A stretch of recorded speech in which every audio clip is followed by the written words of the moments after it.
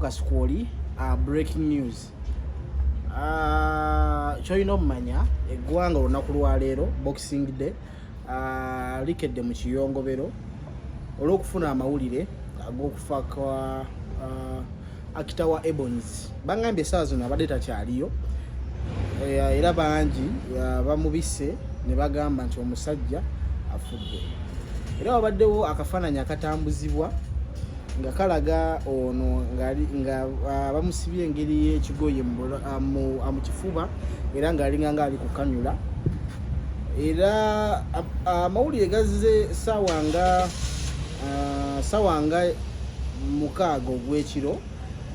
Abantu abamu ne basalawo okukola inquiries ne kikonfamingibwa nti omusajja afudde. Naye wano wetubeeredde wano gye tuzungira gye tuganoonyeza waliwo audio efulumye nga eraga nti omusajja ali mu firimu ze bw'alina be yanyaga n'akola ki n'adduka. Baganda bange muli mutya? Merry Christmas. I hope you guys are fine. Nfunye information ekinkakatako bagamba because surely ndabye abantu nga bali concerned ku eno forum kubikwatagana ku Captain Bison aba Captain enye lyalindi erabidde lyakozesanga mu stage play. Ekituufu ekiriwo mulamu kirabika alina akabadi ke yadde azannya naye kazini wange RCC wa Hoima batuuse nga balaba basiize enziro. They seemed incompetent. Muwa mutana amasasi ku district muntu bamukubye amasasi temulina kye mumanyi, you have not reported, ne babateekako ekikono. So they had to do a thorough investigation. Ne batandikira ku muntu eyasooka okubika. And then they found out oli alabye kakazi tukamutuuseeko n'agamba muganda wange gyali mulamu ali kalangala. Nze yakosa bukosi kifaananyi kyange, esimu yange kuba ekifaananyi kye kyafulumye ng'alinga omufu.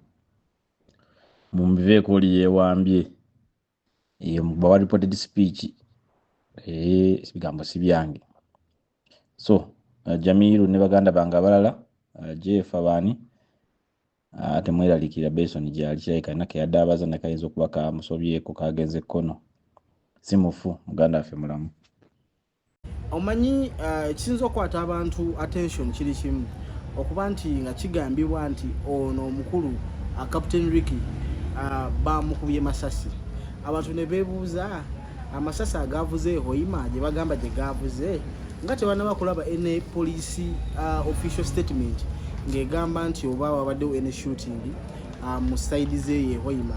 Era nyina ekiwandiiko kye ndabyeko nga police nga spokesperson awe police ya Hoima Hoima City ali mu kuba ate ng'ayogera ng'agamba nti tebana bafuna any reports regarding that shooting. Era yasoose n'okugamba nti eyo shooting tebaddeeyo because they have not recorded it.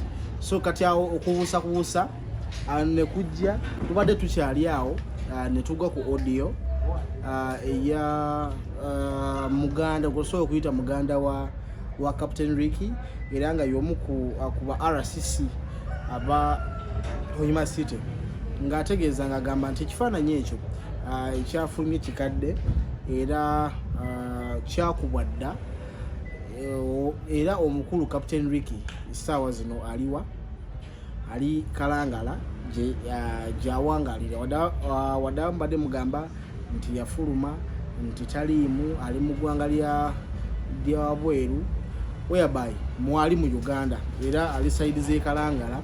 Era ababadde nnyo concern ne basooka babuuza ani yasoose okuba ate ng'afulumya ekiwandiiko kino oba amawulire gano gennyini ag'okufa kw'omukulu ono. Era olwo ne balutadde nnyo ku muganda we yatadde ekifaananyi ekyo abantu balina kutambuza amawulire ago. So whereby tukyanoonya omuntu yennyini nga Captain Ricky atubuulire what really happened, what could have happened. So tutandikira awo ate okubanga tumanya oba bituufu oba si bituufu. Naye gwe kyolina omumanya abantu bo baayokizza naffe kennyini omusajja ne tumubika pannaawo tetumanya ali mu mbeera ki kubeera bw'otunuulira ku mikutu egisinga aba Ebonies bonna balanze ne bagamba nti omusajja avudde mu bulamu bw'ensi. Era ne leero Boxing Day ndabye balina omuzannyo gwe bagenda okuba ate nga bazannya ku theatre La Bonita, era kyemanyi baisaawa 10 gujja kuba ate abantu batandise oyingira baisaawa emu gube nga gutandise. So basically ebyo oli ku BM Focus sagala nnyo ate kulandaga naye omusajja atukubye hit ng'omwaka guggwako.